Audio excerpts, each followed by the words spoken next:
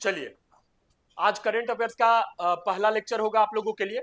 Bilingual बताऊंगा आप लोगों को, और इसमें आपका महाकुंभ का जानकारी रहेगा, बजट का जानकारी रहेगा, नेशनल गेम जो 38 नेशनल गेम चल रहा है उसके बारे में, रिपब्लिक डे के जितने भी आपके चीफ गेस्ट और क्या कैसे होता है वो, और भी बहुत सारा चीज रहेगा।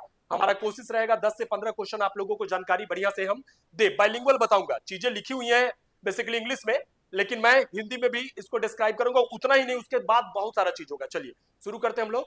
पहला क्वेश्चन है स्क्रीन पे, how many days Mahakumbh 2025 will be held. हाँ ठीक है, तो बहुत सारे लोगों को मालूम होगा।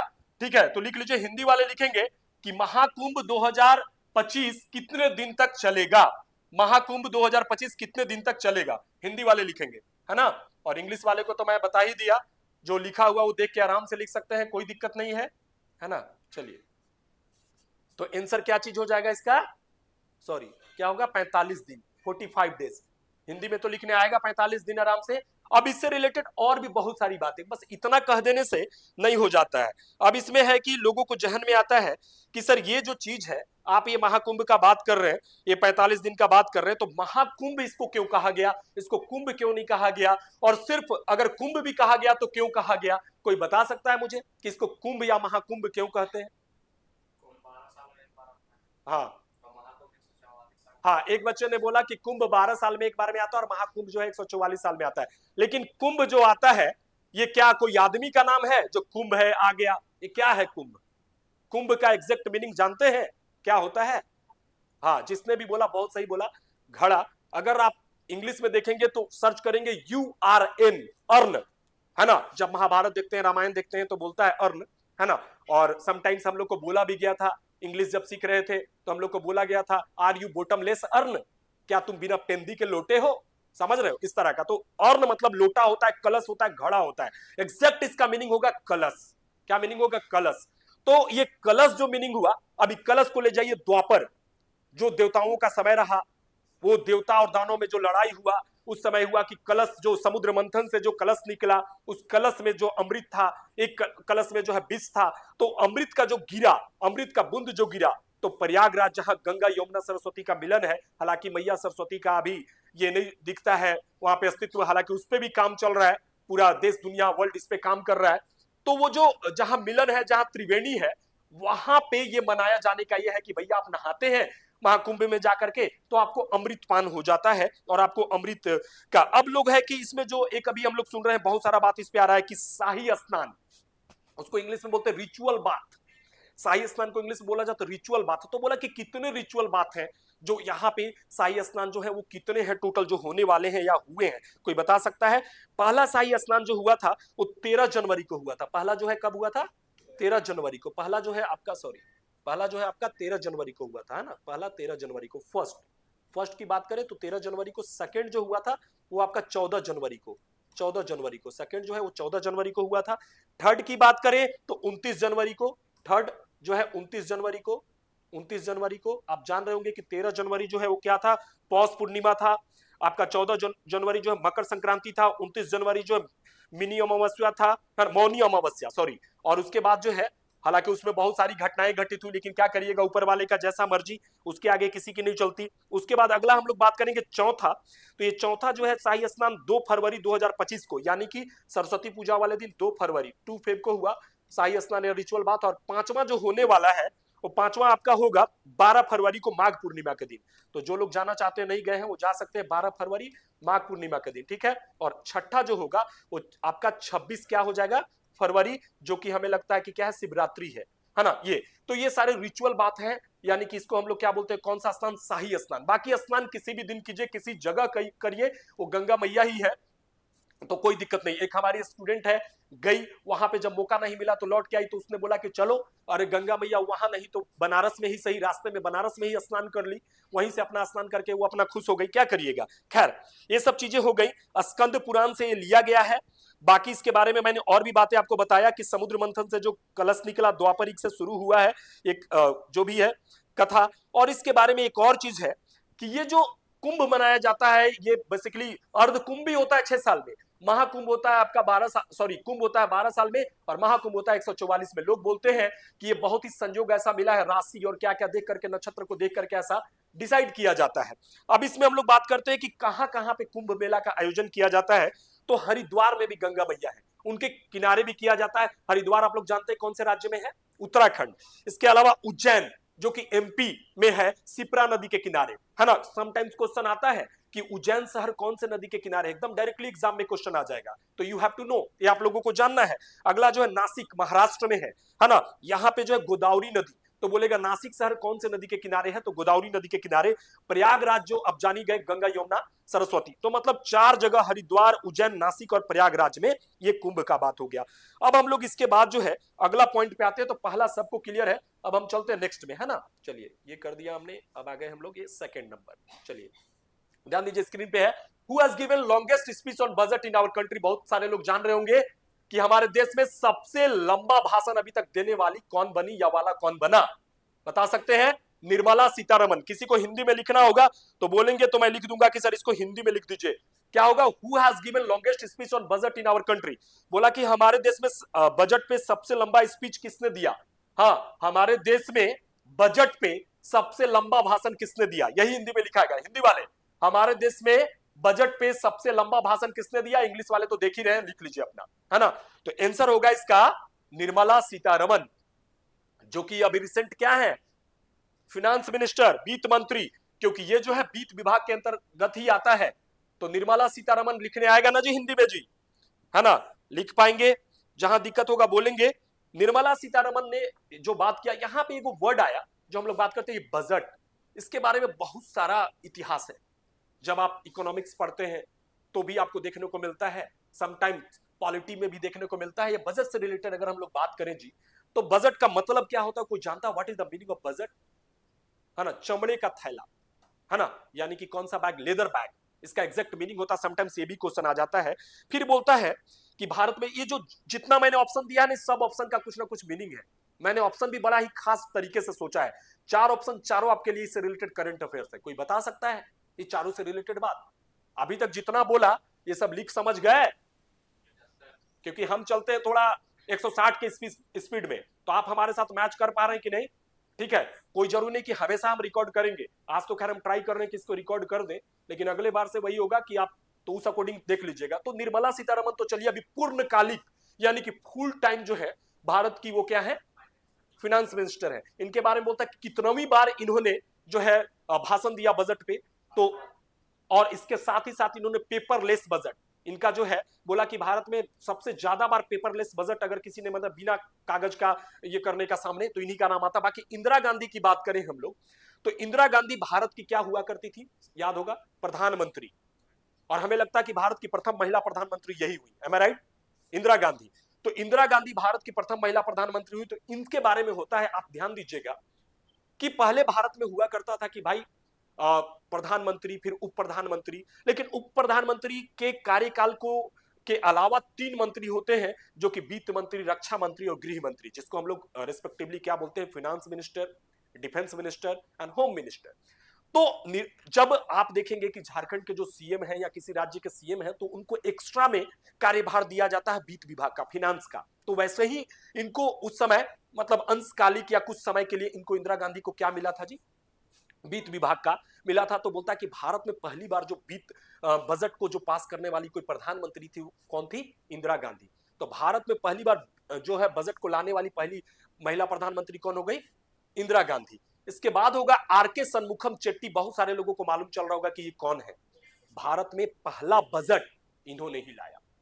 बोला कि किसने भारत में पहला बजट लाया, तो आरके सन्मुखम चेट्टी के द्वारा भारत में पहली बार बजट को लाया गया। तो first budget in India was announced या पास्ड बाय या स्टार्टेड बाय आरके सन्मुख चेट्टी, यू शुड नो। तो पहली पीएम हो जाएंगी इंदिरा गांधी, जिन्होंने बजट को लाया, है ना। अभी तो ये क्वेश्चन का आंसर ये हो जाएगा, चलो बढ़िया है।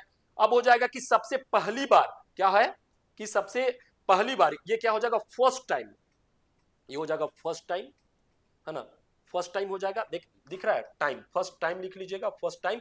और ये हो जाएगा फर्स्ट पीएम, ये फर्स्ट पीएम हो जाएंगी, हाँ, या फीमेल पीएम बोल दीजिएगा, फीमेल पीएम, है ना, जो भी हो गया, फर्स्ट फीमेल। अब लॉर्ड कैनिंग से रिलेटेड मालूम है आप लोगों को कि क्या क्वेश्चन बनेगा, क्या बोलो, तो क्या आखिर क्या पूछेगा क्वेश्चन इससे रिलेटेड वजह से? बोलिए बोलिए, ट्राई कीजिए। कौन सा ऐसा, हाँ कौन सा ऐसा गवर्नर जनरल या वायसराय था जिसके काल में भारत में पहली बार बजट को लाया गया? तो लॉर्ड कैनिंग। लॉर्ड कैनिंग के काल में। मुझे जहां तक याद आ रहा है, ये कैनिंग वही बंदा है जिसके काल से भारत में वायसराय की पोस्ट की शुरुआत हुई। 1857 की क्रांति के बाद इसके गवर्नर जनरल के पोस्ट को वायसराय के पोस्ट में बदल दिया गया। He was the first viceroy of India, है ना। तो लॉर्ड कैनिंग के काल में क्वेश्चन पूछेगा कि कौन ऐसा वायसराय था जिसके काल में पहली बार बजट का डिस्क्रिप्शन या बजट के बारे में बताएगा? तो लॉर्ड कैनिंग। ये चारों का चारों जो पॉइंट है बजट से रिलेटेड आपके सामने रहा। तो क्या कुछ और डिस्क्राइब करना है? आगे चले, लिखने और बोलने वाले समझ गए? चले आगे, चलिए नेक्स्ट आते। अगला question 3 number, who was the chief guest of 76 Republic day? अब बोल रहा है कि 76वें रिपब्लिक डे यानी कि गणतंत्र दिवस, इसमें यह भी मिल रहा है एक कि ये जो रिपब्लिक डे मना, गणतंत्र दिवस मना, ये 76वां मना। अगर किसी को डाउट होगा तो कैसे निकालेगा भाई? तो पहला मना था 26 जनवरी 1950 को, उसको ले करके, और अभी तक आप कर लीजिएगा तो आप देख लेंगे कि ऐसे बोलिएगा सर 25 हो रहा है तो 25 साल एने और 50 ओने, तो कितना हो गया? 75 हुआ। लेकिन उसको भी काउंट करेंगे जो मना था उसमें, तो इसलिए 76वां होगा। तो बोलेगा कि 76वें हिंदी में क्या लिखेंगे? 76 लिख करके वे 76वें गणतंत्र दिवस के मुख्य अतिथि कौन थे? हिंदी वाले, 76वें गणतंत्र दिवस के मुख्य अतिथि कौन थे? Who was the chief guest of 76 Republic day? लिख लीजिए सब लोग, है ना। हाँ, तो अगर यहां पे हम लोग बात कर रहे हैं तो बहुत सारी बातें आपके सामने आएंगी कि अगर हम लोग रिपब्लिक डे का चीफ गेस्ट का बात करें तो ये जो बंदा है आपको दिख रहा होगा, प्रबोवो सुबियांतो, ये कहां के हैं? इंडोनेशिया के प्रेसिडेंट, प्रेसिडेंट ऑफ इंडोनेशिया। इनको बुलाया गया, कोई बताएगा कि इनको जो बुलाया गया इनके साथ क्या भारत का संबंध और क्या एक खास बात था इस बार? जैसे महाकुंभ का खास था ना, वैसे इनका भी एक बहुत ही खास बात है। मैं आपको डिस्क्राइब करूंगा, बताऊंगा। किसी हिंदी वाले को इसका हिंदी में लिखना है कि लिख लेंगे? बताइए, लिख दो, लिख लेंगे? क्या नाम है इनका? Prabowo Subianto. तो ये जो है कहां के जे हैं? ब्रैकेट में क्या लिखेंगे इनका? इंडोनेशिया के राष्ट्रपति, प्रेसिडेंट ऑफ इंडोनेशिया। अब हम बात करते हैं इस बंदे के बारे में, इसलिए जिक्र कर रहे हैं कि अगर हम लोग बात करें यहां पे तो एक वर्ड आता है कि ये बंदा को जो यहां पे बुलाया गया अभी मुख्य अतिथि के रूप में, तो पहला जो भारत में रिपब्लिक डे मना था, कब मना था? 26 जनवरी 1950 को। तो उस समय भी इंडोनेशिया के राष्ट्रपति को ही बुलाया गया था, और उस समय इंडोनेशिया के राष्ट्रपति कौन थे? Doctor Sukarno. क्लियर?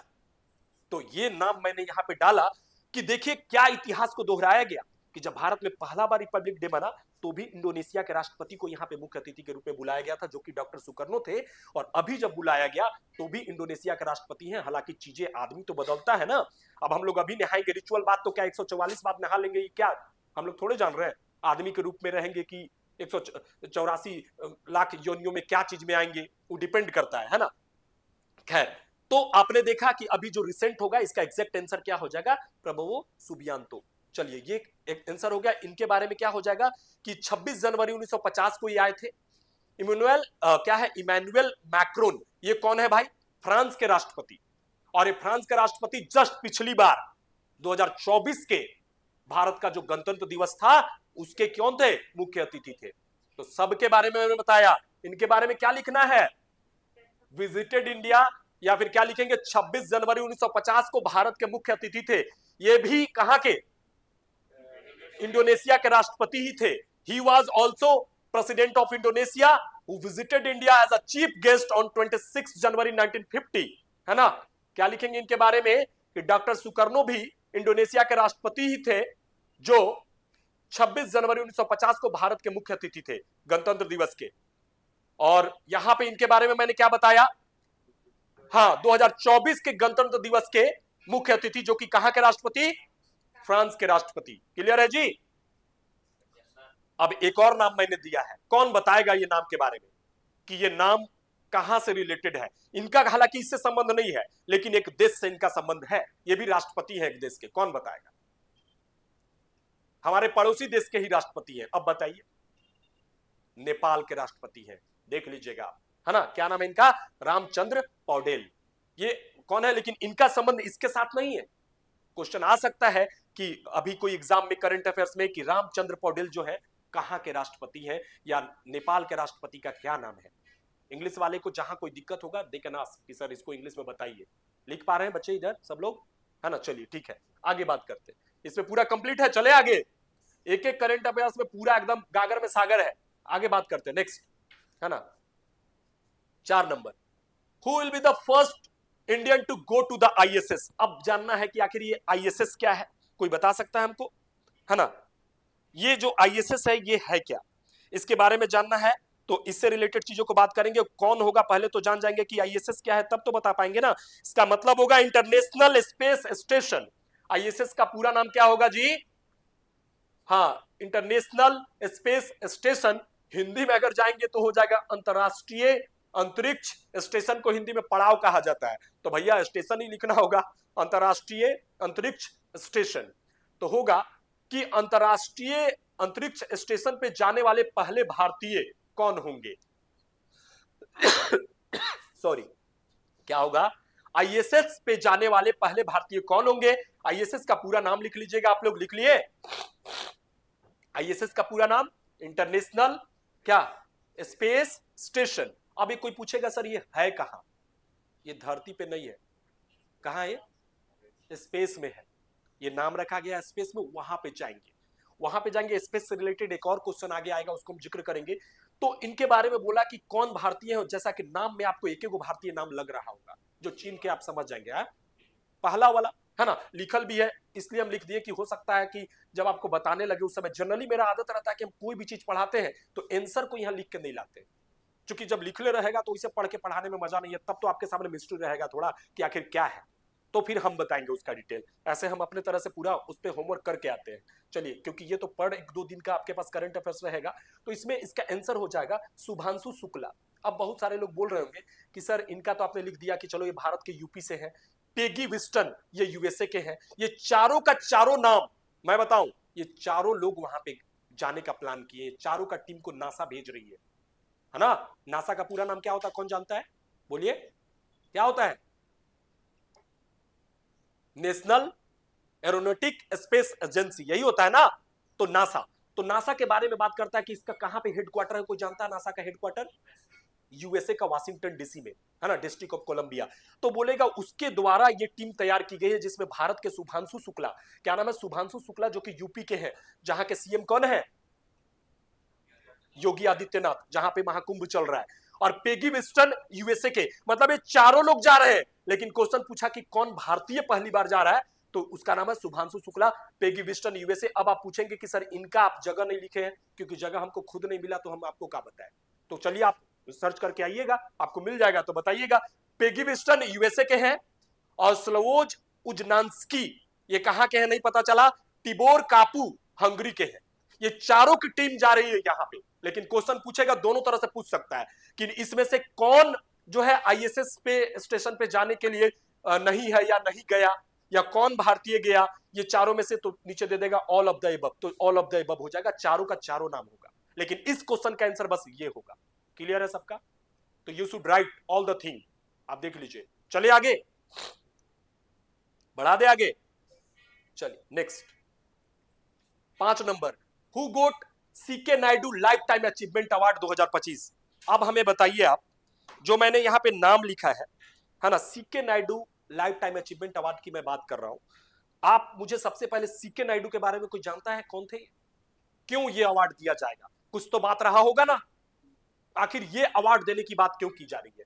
क्वेश्चन होगा इसका हिंदी में कि सीके नायडू, है ना, लाइफ टाइम अचीवमेंट को हिंदी में क्या बोलते हैं?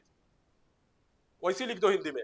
हाँ, CK Nayudu life time achievement पुरस्कार 2025 किसे दिया गया, है ना? समटाइम्स दिया गया, दिया जाएगा, किसे दिया गया, है ना, देने की घोषणा की गई है ना? CK Nayudu life time achievement award या पुरस्कार 2025 देने की घोषणा किसके लिए की गई या किसे दिया जाने का बात किया गया? तो आंसर होगा सचिन तेंदुलकर। आंसर क्या होगा? मास्टर ब्लास्टर बोलिए, है ना, सचिन तेंदुलकर के बारे में बात हो रही है, आंसर हो जाएगा सचिन तेंदुलकर। बाकी तीनों प्लेयर के बारे में आप जानते ही हैं, ऐसा नहीं है कि इन तीनों प्लेयर को आप नहीं पहचानते हैं, है ना?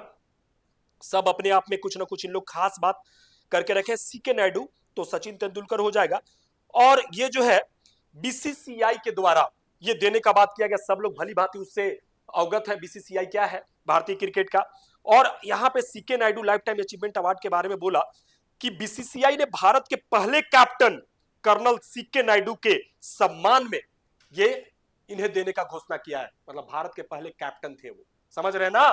तो चूंकि ये कप्तान को कप्तान के नाम पे दिया जाना एक बड़ा अचीवमेंट होता है, ये चीज हो गया। इनको कैप्टन थे तो सीके नायडू के बारे में भी आप जान गए, क्योंकि कोई भी चीज बताना है तो एक भी अधूरा जानकारी नहीं रखना है। बाकी क्यों दिया जा रहा सचिन को, तो क्रिकेट में विशेष योगदान दिया इन्होंने, है ना। इसके अलावा अगर हम बात करें इनके बारे में, तो मुझे जहां तक याद आ रहा है कि इन्होंने इंटरनेशनल क्रिकेट में 100 शतक लगाने वाले बल्लेबाज बने हैं। इसके अलावा मास्टर ब्लास्टर तो कहा ही जाता है। और इनके बारे में एक और बात मुझे आ रहा है, वानखेड़े स्टेडियम में इनका जो प्रतिमा लगाया गया है, मैं राइट है ना भाई, क्रिकेट का भगवान कह सकते हैं। तो इनके बारे में ऐसा ये है।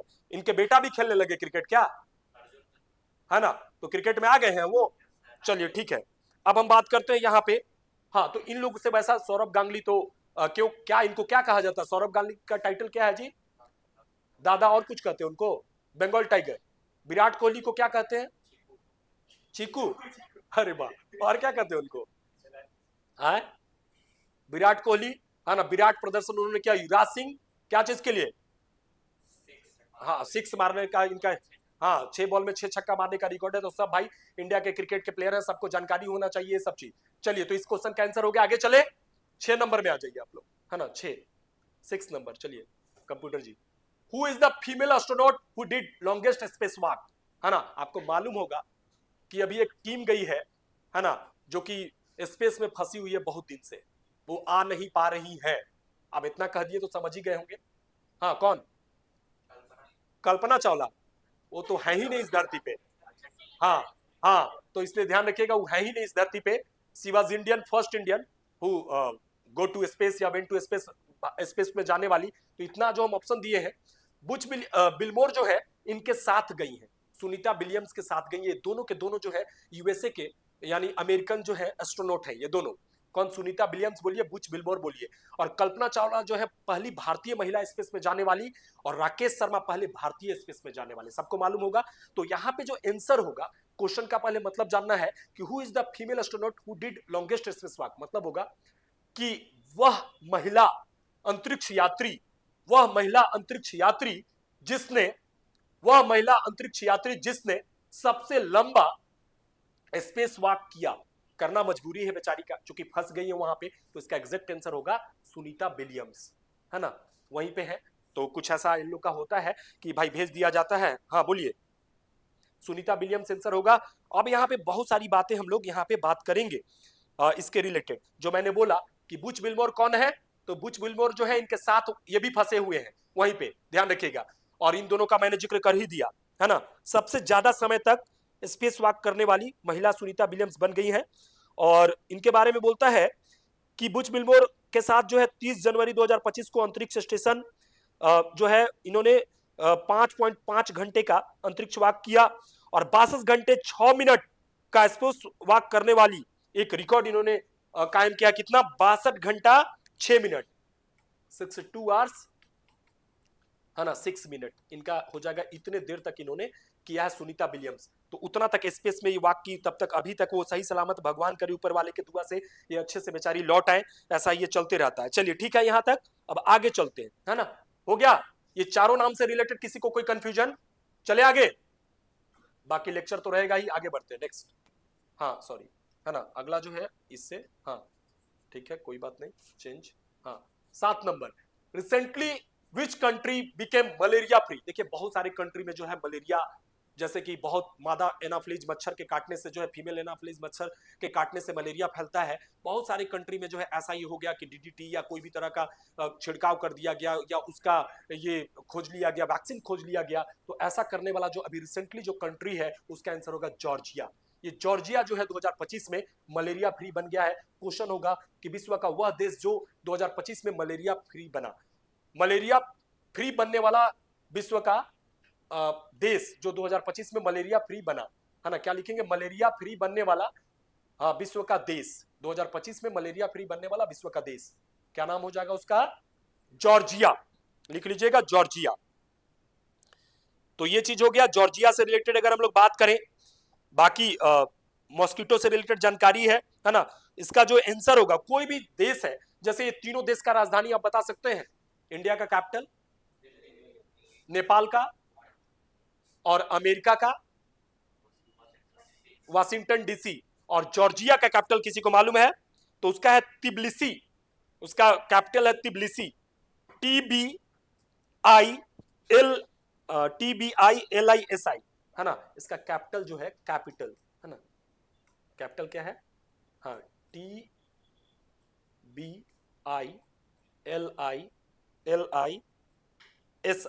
तिब्लिसी। हिंदी में भी लिख देना है, तिब्लिसी बहुत खतरनाक लिखा गया ऐसे, तिब्लिसी, तिब्लिसी ऐसे होगा। चलिए ठीक है, देख लीजिएगा। हाँ, जॉर्जिया का राजधानी जो कि आपका कहां पड़ता है जी, ये अगर हम लोग बात करें तो इससे रिलेटेड इतने सारी चीजों को हम लोग देख लिए। अब हम लोग आते हैं यूरोप में, काला सागर के किनारे स्थित है ये। अब हम लोग आगे बात करते हैं नेक्स्ट, है ना, जो कि मैंने इसके स्क्रीन पे ही लिखा था कि क्या क्या मैं बताने वाला हूं। अभी आगे बढ़ते हैं, बढ़ जाए आगे, सब लोग लिख लिए, आगे नेक्स्ट आइए। हाँ, 8 नंबर, 38वां national game has been organised in which state of our country. हमारे देश के किस राज्य में 38वां राष्ट्रीय खेल का आयोजन किया गया, है ना। मालूम है किसी को?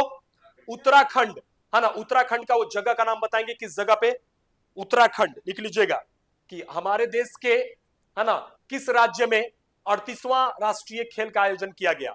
या 38वां राष्ट्रीय खेल का आयोजन हमारे देश के किस राज्य में किया गया। चलिए लिखिए फटाफट।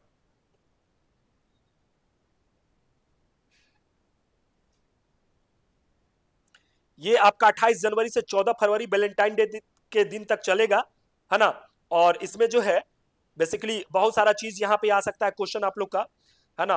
और ये आपका उत्तराखंड आंसर हो जाएगा इसका, है ना। कहां पे? उत्तराखंड। चलिए ठीक है ना, इसका आंसर क्या हो जाएगा? उत्तराखंड राज्य में।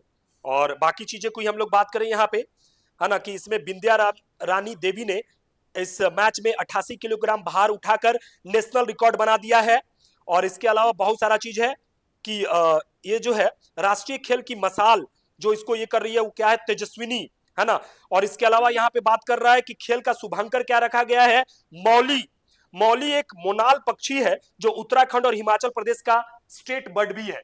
तो मौली पक्षी को जो है इसका बनाया गया। हमारे यहाँ कौन सा नेशनल गेम हुआ था जी झारखंड में, किसी को याद है?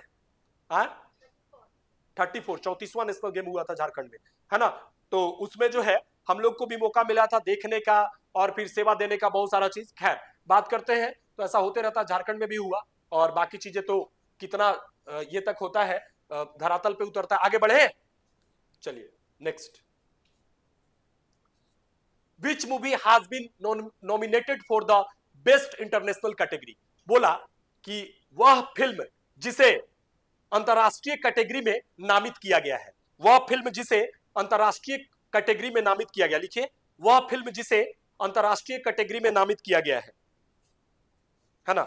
और करने वाला जो है ये कोई दूसरा देश के द्वारा ये किया गया, अंतरराष्ट्रीय कैटेगरी में इस मूवी को जो है नामित किया गया है ना। जापान अकादमी फिल्म अवार्ड के लिए नामित किया गया है इसको, है ना। और जैसा कि आपको समझ में आ रहा होगा कि कौन सा होगा।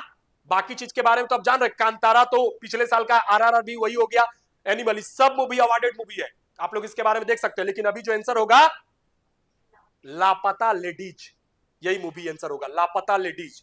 क्या आंसर होगा कि किस, हाँ, सिनेमा को या किस मूवी को अंतरराष्ट्रीय कैटेगरी के लिए, सबसे अच्छे अंतरराष्ट्रीय कैटेगरी के लिए नामित किया गया 2025 में। तो क्या हो जाएगा? लापता लेडीज, ठीक है। और इसमें बहुत सारा चीज आए। यह फिल्म आमिर खान प्रोडक्शन और किरण राव के डायरेक्शन में बनी है, बहुत सारी चीजें हैं। अब हम लोग बात करते हैं अगला, है ना। चलिए क्लियर है, चले आगे। अगला आते हैं हम लोग 10 number. Where was Indian science film festival held? बोला कि एसआई से साइंस हो गया, तो बोला कि भारत के किस जगह पे या किस राज्य में, भारत के किस राज्य में भारतीय साइंस फिल्म फेस्टिवल हुआ? कहां पे हुआ? भारत के किस राज्य में, भारत के किस राज्य में साइंस फिल्म फेस्टिवल हुआ? भारत के किस राज्य में, लिखिए, भारत के किस राज्य में, है ना, साइंस फिल्म फेस्टिवल हुआ, है ना? तो क्या हो जाएगा, किसी को मालूम है? किसी ने बोला, बिल्कुल सही बोला, जनरली यही होता है। गोवा के कैपिटल पानाजी, पणजी में, गोवा के पणजी में, गोवा। चलिए लिख लीजिएगा, है ना? तो इससे रिलेटेड कुछ बातें हम करते हैं कि आखिर ये क्यों किया गया, क्या है इस चीज को। बोला कि छात्रों के बीच जिज्ञासा, वैज्ञानिक स्वभाव और विज्ञान के प्रति उत्साह को बढ़ावा देने के लिए हर साल गोवा सरकार इसको आयोजित करती है। समझ रहे हैं क्या बोल रहा है? कि the scheme is being conducted by the government of Goa every year to promote curiosity, scientific temperament and enthusiasm for science among the student. तो समझ गए आप लोग इस चीज को। आगे बात करते हैं, 15 क्वेश्चन है, आ जाते हैं 11 में, बढ़े आगे। हाँ 11 में आते हैं, चलिए 11 number. Which country has organized international pashmina festival?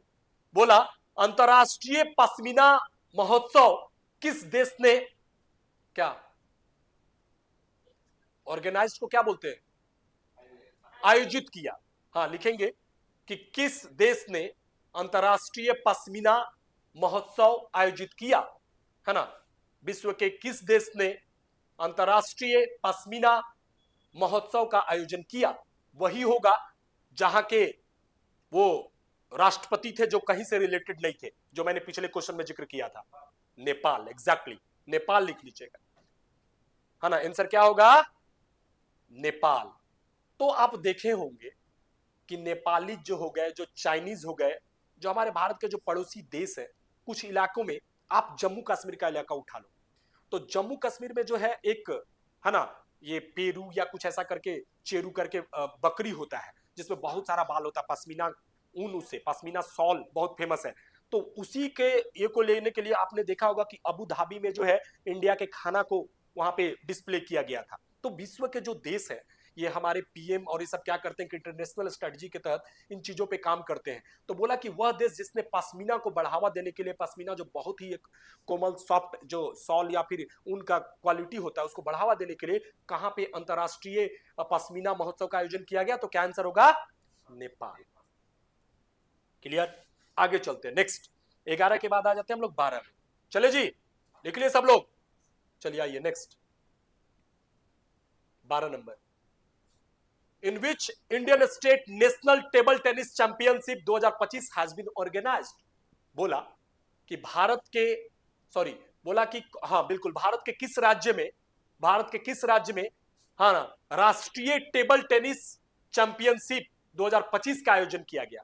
Bharat के किस राज्य में, लिखे, भारत के किस राज्य में अंतरराष्ट्रीय टेबल टेनिस 2025 का आयोजन किया गया?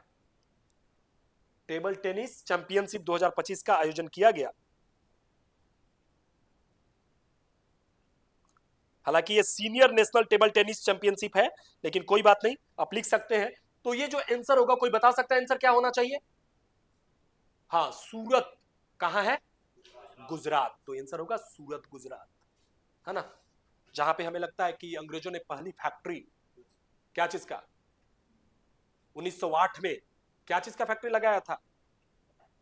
कॉटन इंडस्ट्री, है ना, यानी कि सूती वस्त्र का उद्योग जो है भारत में लगा था वहीं पे, सूरत में। चलिए ठीक है, आप भी हो बेटा, समझ में आ रहा, लिख पा रहे हो करंट अफेयर्स? आप भी हो, चलो चीजें, बाकी जिनको भी दिक्कत होगा दे कैन आस्क। चलिए ठीक है, यहां तक हो गया। अब हम लोग आगे बात करते हैं, नेक्स्ट बढ़ जाए। हिंदी इंग्लिश वाले बोलिएगा।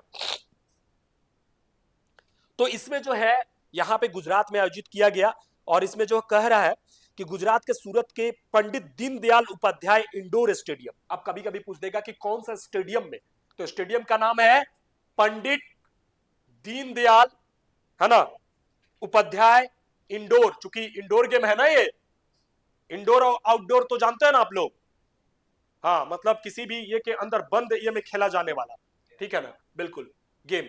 तो टेनिस तो जानते ही है, तो वहां पे क्या नाम है, पंडित दीनदयाल उपाध्याय इंडोर स्टेडियम में इसका बात, ये आयोजन किया गया। और इसके बारे में बोल रहा है कि महिला एकल खिताब जीतने वाली जो महिला है उनका नाम है दिया चितले। दिया चितले ने जीता इसको, महिला एकल खिताब दिया चितले, दिया लिख दीजिए बस। और अगर हम लोग बात करें, जिसको एकल को बोलते हैं women's single title, women's single title कौन जीता?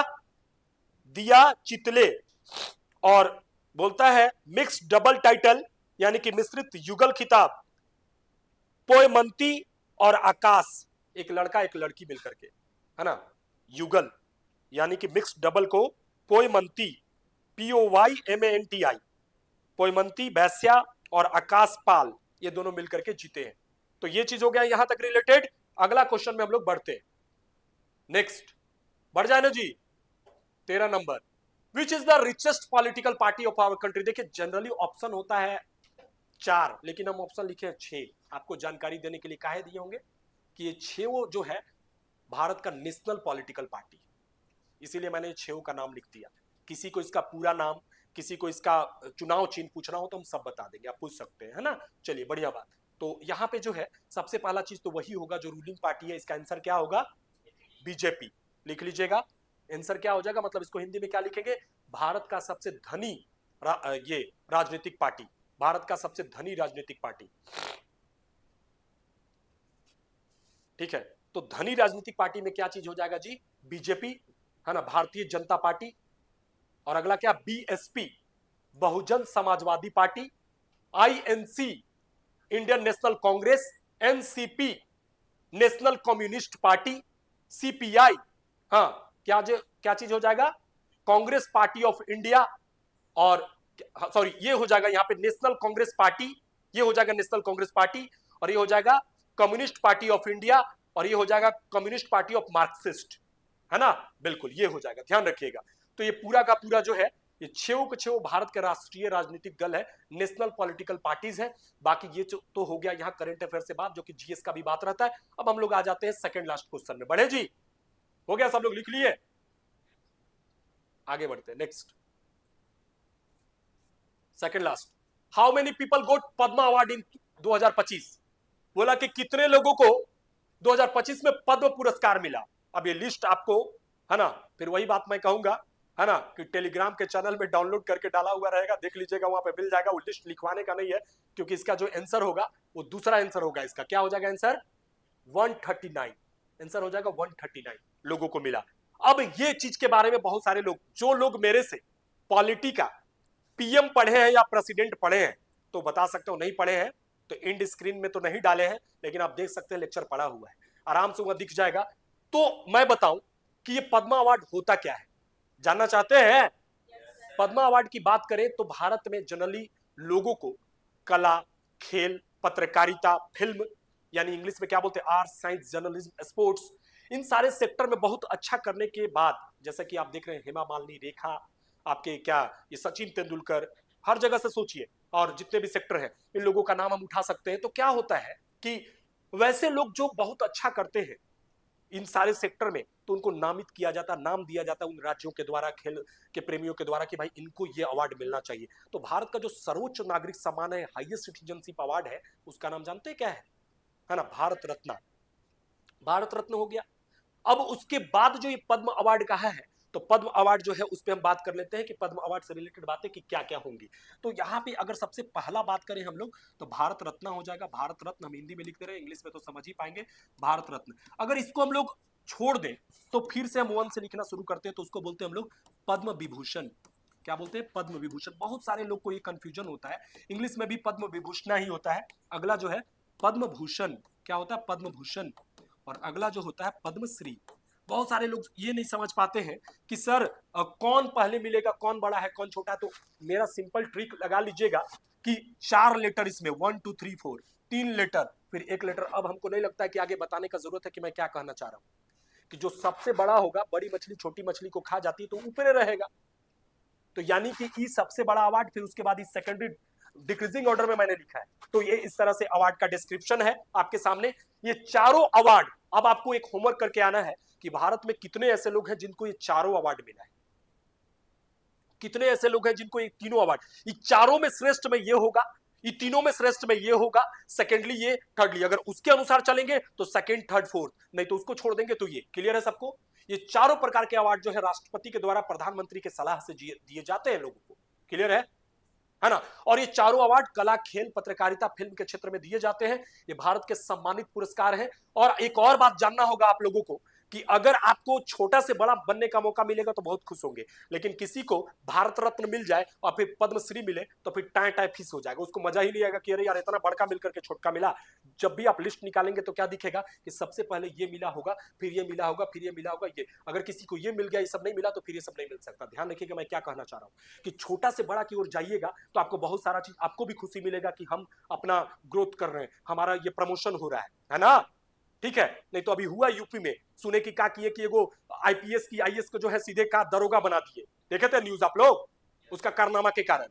हाँ, तो वैसे हो जाने के बाद बड़ा दुख हो जाता है ना। नीचे से ऊपर जाने में खुशी मिलता है लेकिन ऊपर से नीचे जाने में दुख हो जाता है। चलिए लास्ट क्वेश्चन पे आ जाते हैं, क्लियर है सबको। 139 में तो 139 जो है तीनों प्रकार का पुरस्कार मिला है, बहुत सारे लोगों को ये, बहुत सारे लोगों को ये, तो ये पूरा लिस्ट जो है आपको मैं इसमें टेलीग्राम में मैं डलवा दूंगा जहां से आपको मिल जाए, तो ग्रुप में भी मैं भेज दूंगा जो भी आपका ग्रुप है। आगे चलते हैं next 15 number, who has become the winner of women's HIL 2025। HIL समझ रहे हैं, हॉकी इंडिया लीग। तो ये जो हॉकी इंडिया लीग जो है 2025 बोला कि कौन जो है ना, महिलाओं के या फीमेल के या विमेंस के हॉकी इंडिया लीग 2025 का विनर बना। कौन? हाँ, कौन महिला हॉकी इंडिया लीग 2025 का विजेता बना या विनर बना? तो ठीक है, तो इसका आंसर क्या हो जाएगा, हमेशा से वही परचम लहराता है, आंसर हो जाएगा इसका क्या चीज जी, पहला नंबर पे ही लिखा हुआ है वही आंसर होगा क्या, ओडिशा वॉरियर्स। लिख लो, लास्ट क्वेश्चन है ये आज का, है ना। चलिए लिख लीजिए फटाक से, ओडिशा, ओडिशा वॉरियर। ठीक है, तो आंसर क्या हो जाएगा जी, ओडिशा वॉरियर्स। ये जो है ये कहाँ का टीम है, हम सर्च कर रहे थे इसके बारे में नहीं दिखा। बंगाल टाइगर तो हो गया, दिल्ली SG, ये सारे टीम्स का वहां पे नाम आया है, सब हिस्सा लिए थे। और हमें लगता है कि झारखंड की भी कोई टीम रही होगी तो शायद वो होना चाहिए जो भी हम सर्च किए। बाकी तो उधर दिख रहा है, इसमें ओडिशा वॉरियर्स ने जीता। और जीतने के बाद जो है ये बेसिकली हुआ कहाँ पे, वो सबसे ज्यादा जान के आपको खुशी होगी। फ्री था एंट्री, रांची में। रांची के हॉकी का जो स्टेडियम है जान रहे हैं, वो क्या नाम है उसका, मरांग गोमके जयपाल सिंह मुंडा स्टेडियम, जो कि हॉकी के एक बहुत बड़े कैप्टन भी रहे हैं और झारखंड के उन्हीं के नाम पे जो है यहाँ पे स्टेडियम भी है, तो उनको एक टाइटल दिया गया मरांग गोमके, टाइटल है Jaipal Singh Munda turf hockey stadium. Jaipal Singh Munda stadium short में लिख सकते हैं, जयपाल सिंह मुंडा स्टेडियम रांची में खेला गया, ये ध्यान रखिएगा। उसी में ओडिशा वॉरियर्स जीत हासिल किया, ये मालूम होना चाहिए। तो आज के लिए इतना ही रखते हैं, मिलते हैं ब्रेक के बाद। धन्यवाद, आप लोगों का दिन शुभ हो। बाकी कोई भी क्वेश्चन हो आप ये कर सकते हैं अपना, है ना, भेज सकते हैं कुछ भी कमेंट वगैरह। चलिए ठीक है, थैंक यू वेरी मच।